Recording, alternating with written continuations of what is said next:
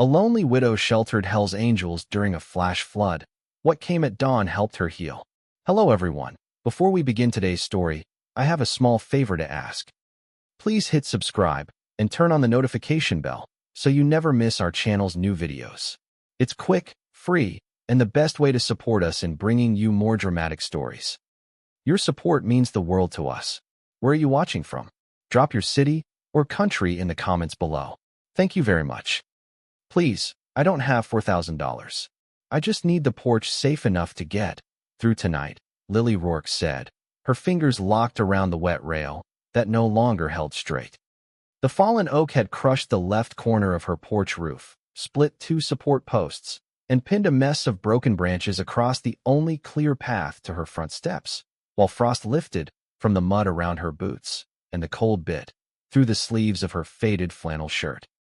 Travis Klein held the estimate in front of her like a court order, his clean work gloves untouched by mud, his voice sharp enough to make the narrow yard feel smaller. Then sell the land, before this cabin finishes falling apart, he said. Because by tonight, when it drops below 28 degrees Fahrenheit, you'll wish you had taken my offer.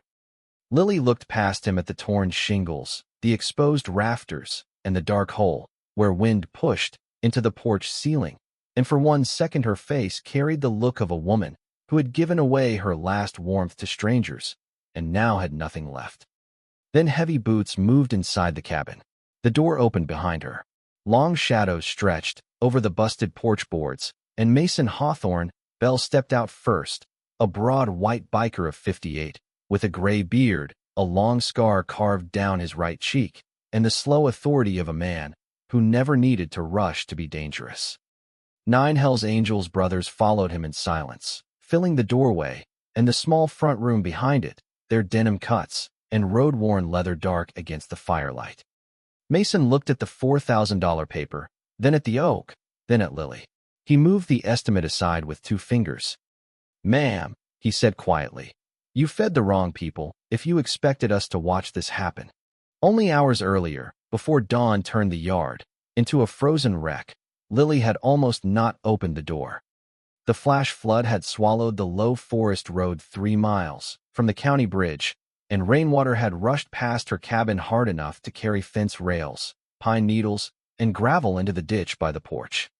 She had been alone at the kitchen table, counting the same bills for the 3rd time, with 1 mug of coffee gone cold, and the last pan of sweet cornbread wrapped in a dish towel near the old stove.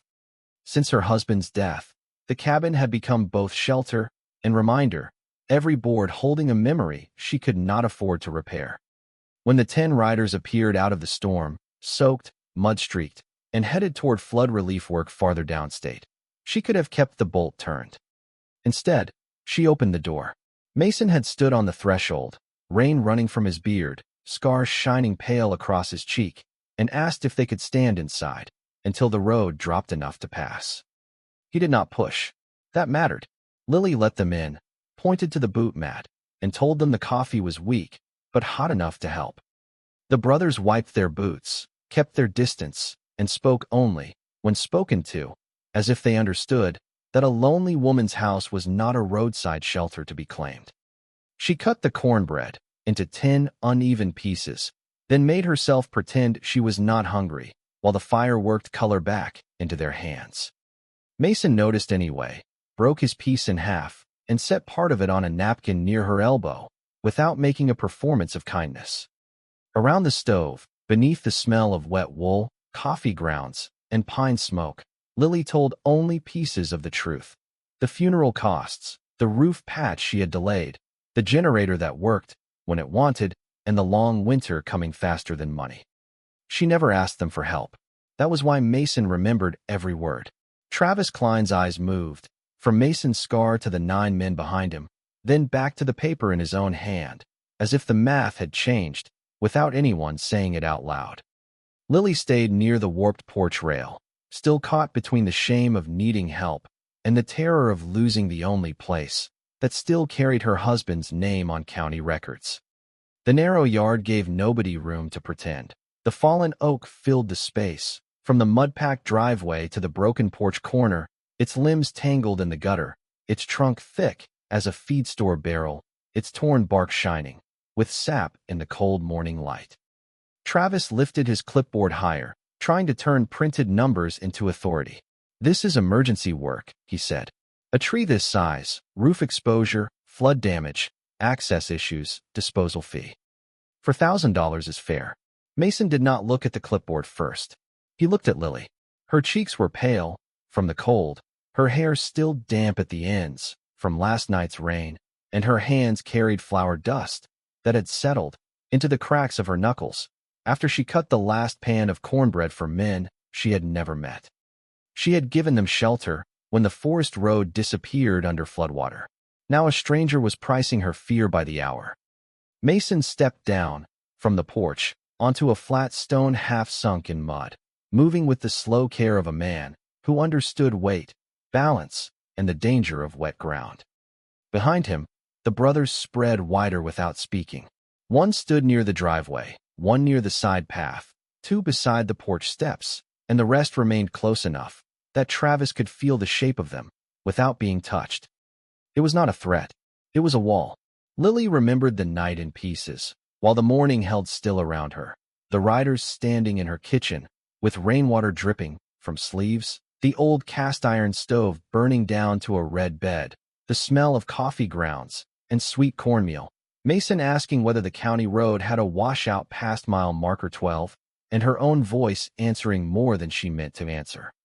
She had told them her husband used to keep a yellow carpenter's pencil behind his ear and mark every repair on blue painter's tape before Saturday breakfast. She had told them the porch beam had needed replacing since spring, but the insurance deductible was higher than the checking account. She had not told them that some mornings she still poured 2 cups by habit. Mason had heard that anyway. Now, in the frozen yard, Travis angled his body toward her again, choosing the softer target. "You let a motorcycle club sleep in your house, but you won't sign a proper work order," he said. "That is exactly why people lose rural property. Bad decisions stacked on bad luck." Lily's mouth tightened, but no answer came. The cold made everything harder. Mason reached toward the estimate, not grabbing, not snatching, only placing 2 fingers on the top edge until Travis had to either release it or make himself look smaller by fighting over paper. Travis released it. Mason read the first line, then the total, then the fine print about lien authorization and land purchase referral. His expression did not change. That frightened Travis more than anger would have. Mason folded the estimate once and handed it back to Lily, not as a bill, but as evidence of what had almost been done to her. "Keep that," he said. "You may want it when the county office opens." Then he turned to his brothers. No speech was needed. A man with silver hair under a black knit cap walked to the bikes and unfastened a chainsaw case from a rear rack. Another pulled out tow straps rated for more than 10,000 pounds. 2 more opened hard saddlebags and removed work gloves, wedges, rope, and a folded industrial tarp still banded with orange hardware store straps. Travis stared at the tools as if they had insulted him. Lily stared at them as if the morning had finally offered her one thing she could believe. Mason lowered his hand once, and the yard changed from a place of fear into a place of work. The brother in the black knit cap set the chainsaw case on a dry patch of porch decking that had survived under the overhang, opened it with steady hands, and checked the bar oil, while another man dragged a coil of rope through the mud toward the base of the oak. 2 more bikers walked the edge of the fallen trunk, measuring where the weight sat against the crushed porch corner, careful not to step under any limb that could shift. No one asked Travis for permission. That was the point. Lily stood where Mason had told her to stand, beside the front steps, where a flat stone gave her boots something solid, and watched 9 silent men turn her disaster into a plan without making her feel small for needing one. Travis tried to laugh, but it came out thin and useless. "You boys insured for this kind of work?" he asked, aiming the question at the group, because he did not have the courage to aim it at Mason alone. Mason did not take the bait. He looked at the broken rafters, then at the trunk, then at the torn porch beam, and answered like a man reading a tape measure. "We are not rebuilding the roof.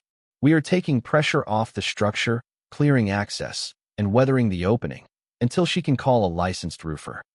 His voice stayed even. It carried. Travis lifted his chin toward Lily. You hear that? Temporary. That tarp won't save you when the next freeze comes.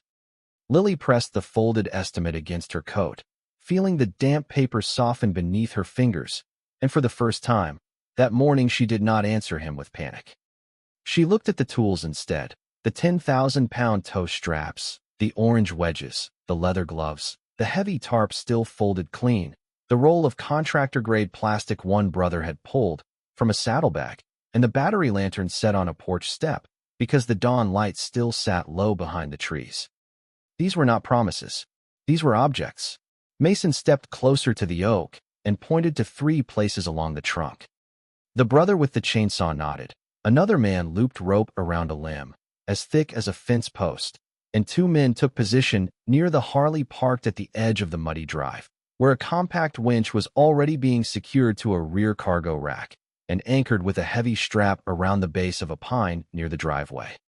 The smell of pine sap thickened as the first cuts opened the oak, mixing with chainsaw smoke, wet bark, and churned mud. Lily felt it in her chest before she understood why it hurt. Her husband used to smell like sawdust on Saturdays. He had kept stacked firewood under a blue tarp along the north wall, splitting rounds in clean halves, while she stood in the doorway with coffee and pretended not to admire him too openly. After he died, the woodpile shrank one winter at a time until only damp scraps remained under the sagging tarp. Now strangers and Hell's Angels cuts were cutting the tree that had nearly ruined her house into the exact thing that might keep her alive through January. It was too much. She turned her face toward the porch post and let out one controlled breath, not wanting anyone to see how close she was to breaking.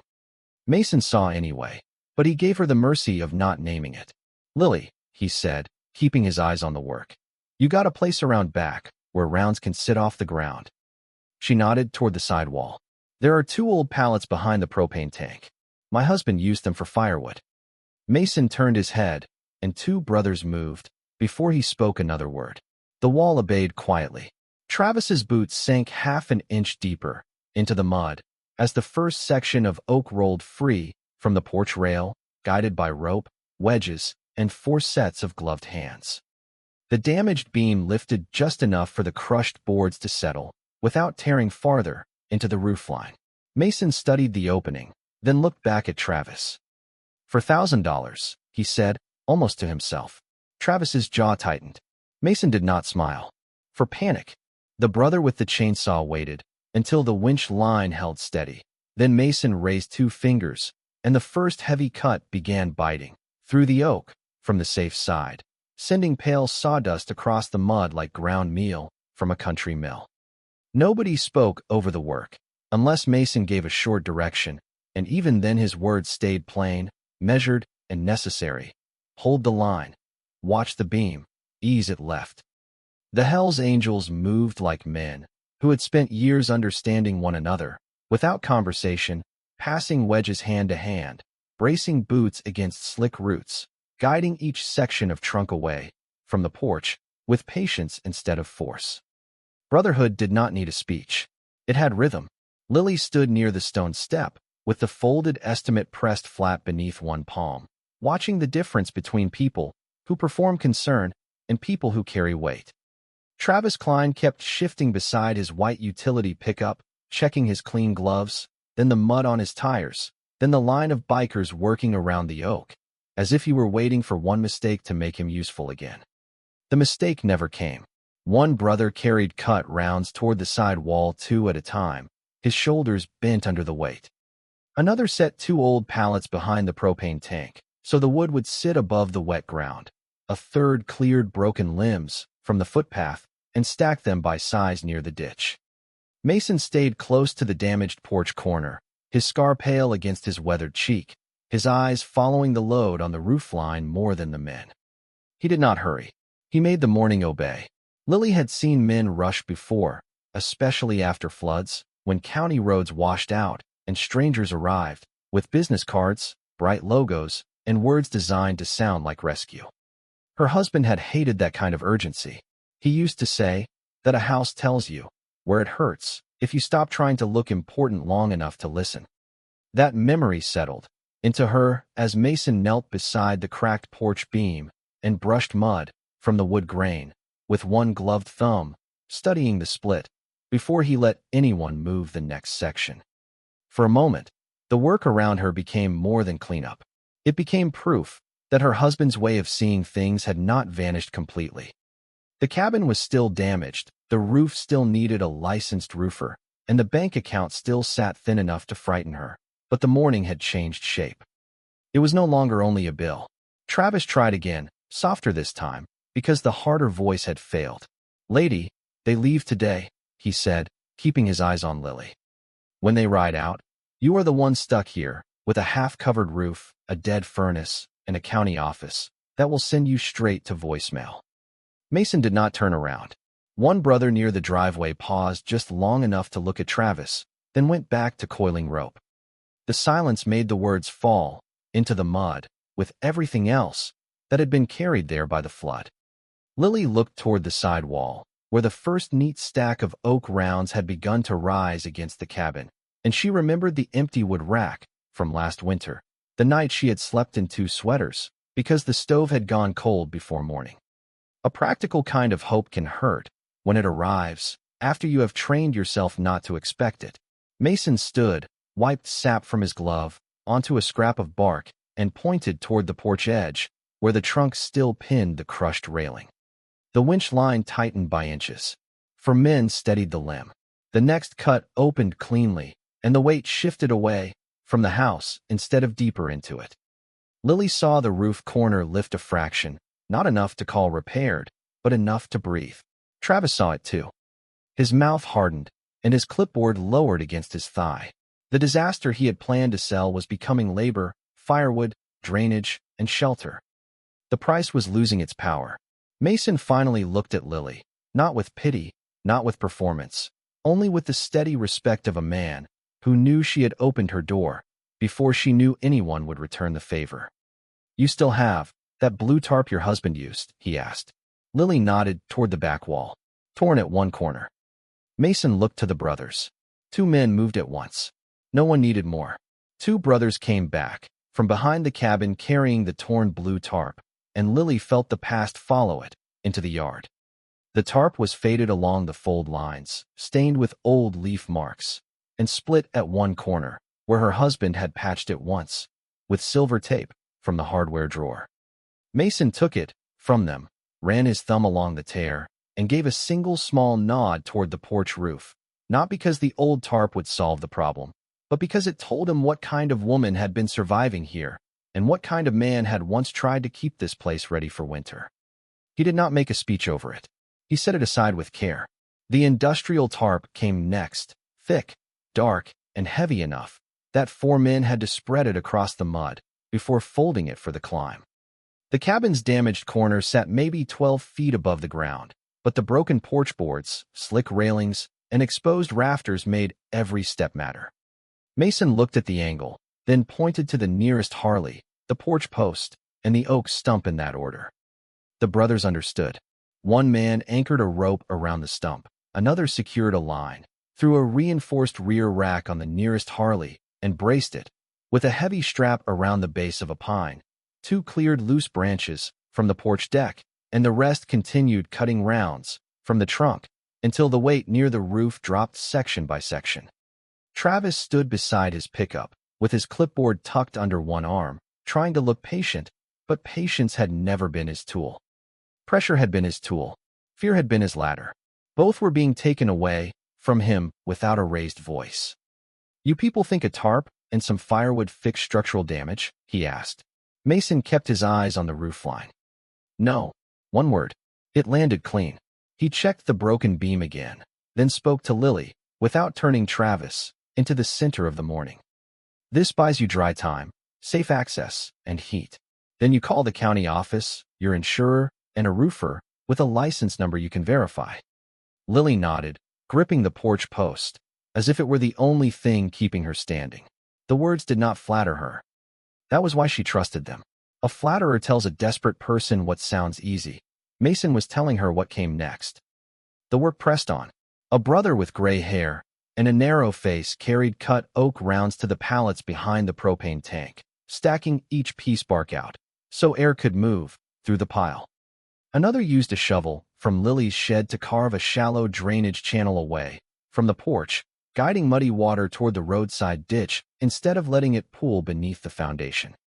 Two men trimmed cracked limbs into kindling and laid them under the overhang to dry, while another gathered bent gutter pieces and set them aside so Lily would not step on sharp metal later. It was not chaos. It was care with gloves on. Lily watched the woodpile grow and realized how long it had been since anything around her had increased instead of disappeared. Since the funeral, every month had taken something: a savings envelope, a repair plan, a weekend tradition, the courage to ask a neighbor for help, the simple comfort of believing tomorrow could be managed. Grief did not always break a person in one dramatic moment. Sometimes it taught her to expect less, until less felt normal. Then 10 muddy bikers filled her yard and made less look unacceptable. Mason climbed onto the safest section of porch, with one brother bracing the ladder and another holding the tarp line from below. His movements stayed slow, deliberate, almost gentle against the damaged house. He was built like a man who could force things, but he did not force the roof, the wood, or Lily's pride. He placed weight only where the structure could bear it, checked each board before stepping, and kept one gloved hand near the exposed rafter as the tarp came up. Travis shifted forward. "This is a liability problem waiting to happen," he said. Mason finally looked at him across the torn porch corner. The scar on his cheek tightened with the cold. "Then step back and stay clear. No threat, no performance." Travis stepped back anyway. The industrial tarp rose slowly over the broken porch corner, guided by rope from below and gloved hands from above, until it covered the exposed rafters like a dark second skin. Mason kept one knee on the safest board, testing each place before he put weight on it, while the brother below fed him the rolled edge, and another held the ladder steady, with both boots planted wide in the mud. The cabin seemed to accept the help inch by inch. Travis watched the tarp settle across the roofline, and the change in his posture told Lily more than any argument could have. He had arrived expecting one frightened woman, one broken house, and one number large enough to trap her. Now he faced 10 men who refused to argue, because the work itself was taking his power apart. One brother climbed only as high as the gutter and passed up shortboards from Lily's scrap pile, pieces her husband had saved behind the shed, because country people do not throw away straight lumber just because it is ugly. Mason set those boards across the tarp edge, not as a permanent repair, but as weight and structure to keep the cover from peeling back when the wind came down the ridge. Another brother pulled rope tight around the porch post, an oak stump, then tied it off with a clean working knot. No one explained the knot. No one needed applause. Lily stood by the stone step and watched men she had fed, with the last of her pantry turn scraps, rope, tarp, and muscle into time. Time was what she had not been able to buy. Time to call the county office after 8. Time to photograph the damage for insurance. Time to find a roofer who would not smell weakness at the door. Time to sleep one more night, without imagining the roof giving way over her head. Mason climbed down, with careful movements, then walked the yard once more. He checked the stacked oak rounds behind the propane tank, the kindling under the overhang, the drainage channel cut toward the ditch, and the cleared path from the porch to the driveway. His brothers kept working around him in silence, carrying the last limbs to the brush pile, setting aside bent gutter sections, brushing sawdust from the porch steps, so Lily would not slip when the temperature dropped again. The smell of pine sap thickened with damp earth and the faint exhaust from the saws resting near the parked Harleys. It smelled like damage turning useful. Travis stepped forward, with his clipboard held low, trying to recover a corner of control. "You are still going to need a professional," he said, glancing at the tarp, the ropes, and the men who had made his estimate look hollow. Mason picked up the folded estimate from where Lily had set it on the porch rail, opened it, and pointed to the fine print about a property acquisition referral fee. A real contractor does not put land buyout language on a tree removal estimate before the coffee is cold. The line was quiet. It cut clean. Lily looked at the paper again. and finally saw what fear had hidden from her. The document was not just expensive, it was designed to move her from panic to signature before she had anyone beside her. Travis's face tightened, but the bikers gave him no room to turn outrage into theater. The brother at the driveway stood beside the utility pickup without touching it, broad shoulders squared, eyes steady. Another closed the chainsaw case and set it away from the work path. A third lifted the last heavy round and placed it on the growing stack with the care of a man setting a brick into a wall. Mason handed the estimate back to Lily. "Keep pictures. Keep this. Call the county before you call anyone he knows." Lily nodded, and this time the motion held. She folded the paper into her coat pocket, not as a debt, but as proof. Travis looked from the covered roof to the cleared porch to the woodpile that had stolen his emergency. His truck sat behind him, clean company logo splashed with mud from her yard. He had become the only useless thing on the property.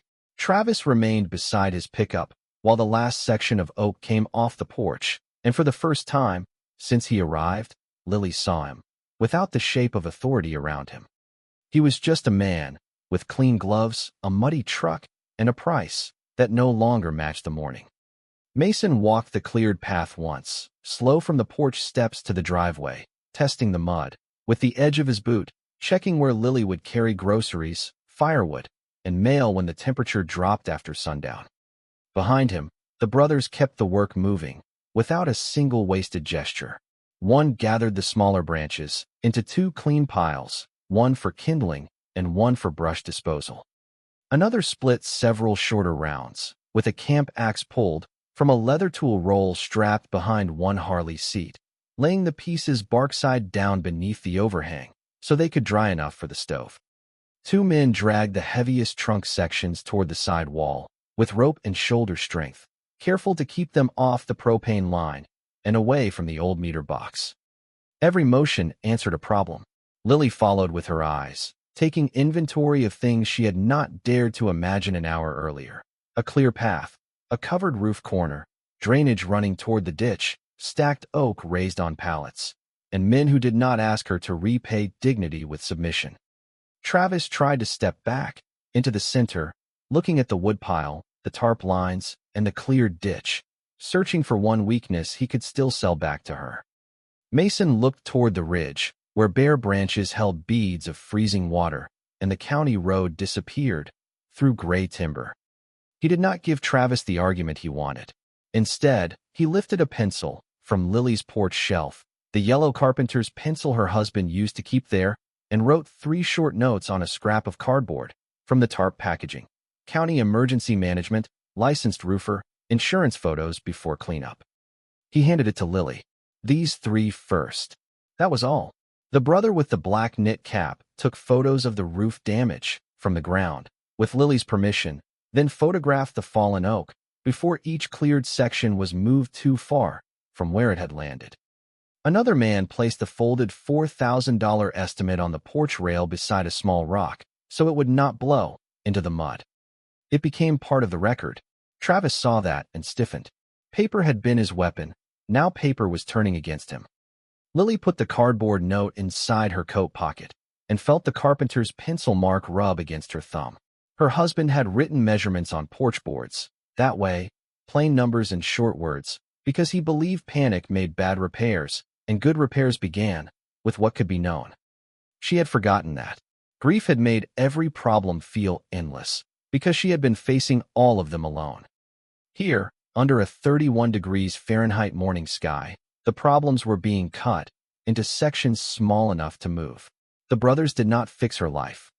They changed the size of the day. Mason stepped to the side yard, where the woodpile had grown waist-high against the cabin wall. He adjusted one round that sat crooked on the pallet, then gave a quiet nod to the man stacking beside him. Brotherhood passed through, that nod like current, through a wire. The stack straightened. The work continued. Travis opened his truck door, then paused as, if leaving too soon would admit defeat. "She will call someone," he said. "She has to." Mason turned then, his scar pale in the cold, his beard wet with mist, his expression steady enough to make the narrow yard feel still. "She will call someone honest." Travis stared at him, waiting for more. No more came. That was the part he could not fight. A man can argue, with anger, twist sympathy, pressure fear, and sell urgency to a person standing alone. He cannot easily compete, with 10 silent workers making the emergency smaller in front of him. Lily watched Travis look at the covered roof, the cleared steps, the wood stacked for winter, and the brothers moving, as if they had been sent by the one kindness she had almost talked herself out of giving. The disaster chaser had come to collect from her loneliness. The loneliness was no longer standing by itself. Travis finally pulled his truck door open, but he did not climb in. Pride kept him standing there, one hand on the handle, watching the men finish the work he had tried to turn into a trap. The brothers did not celebrate his retreat, or even look pleased by it. They simply kept making Lily's yard safer, because the job was not finished just because the predator had lost his leverage. Mason walked to the porch rail and checked the industrial tarp from below, eyes following each rope line, each board, each place where wind might catch the edge after dark.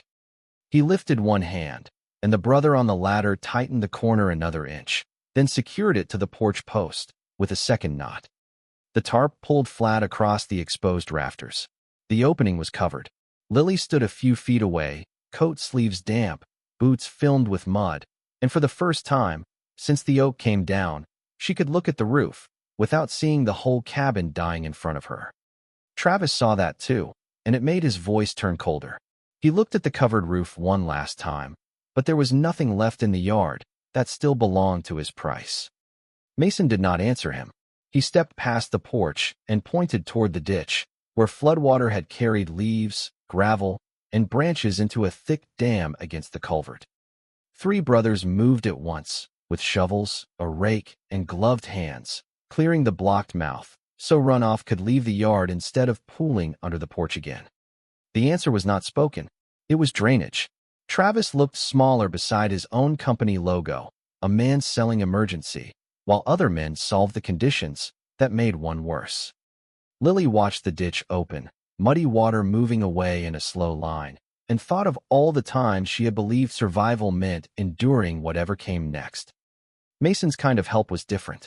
It did not tell her to be strong. It removed weight. One brother set her husband's torn blue tarp over the kindling pile to keep it dry beneath the overhang, folding the patched corner under with unexpected care. Another carried the yellow carpenter's pencil back to the porch shelf exactly where he had found it. A third placed the chainsaw cases beside the parked Harleys and wiped mud from the handles before securing them back to the rear racks. Everything borrowed returned. Everything touched respected.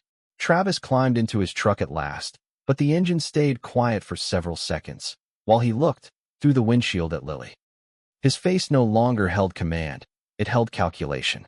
Mason stepped off the porch and stood beside the cleared path, broad shoulders relaxed, scar pale against his cheek, eyes steady on the truck, without daring it to do anything. The brothers formed no dramatic line, but their positions made one naturally, one near the driveway, 2 by the porch, 1 at the ditch, others beside the woodpile and the parked Harleys. 10 grown men, silent, muddy, finished with the work, and still present. Travis lowered his window halfway. "You are making a mistake," he told Lily. Lily put one hand into her coat pocket and felt the folded estimate, the cardboard notes, and the shape of the carpenter's pencil mark on her skin. She looked at the covered roof, the cleared ditch, the stacked oak, the safe path, the men who had taken nothing from her, and the truck that had brought only pressure. Her voice came out quiet, but it did not shake. "No, I made one good decision last night." Mason's eyes shifted toward her, and something almost gentle passed through his weathered face before he turned back to the truck. Travis had no useful reply. His tires cut through the mud as he backed around the brush pile, slow enough to show resentment, careful enough to show he understood the audience watching him leave. The utility pickup rolled down the forest road and disappeared between wet pines, carrying the $4,000 emergency away with it. No one followed. No one needed to. The yard held the verdict. The truck's taillights vanished between the wet pines, and nobody in the yard spoke about victory. Mason watched the road, until the last pale shape of the utility pickup disappeared beyond the bend, then turned back to the cabin, as if the morning still had a list, and the list mattered more than the man who had left. The brothers followed that rhythm without being told.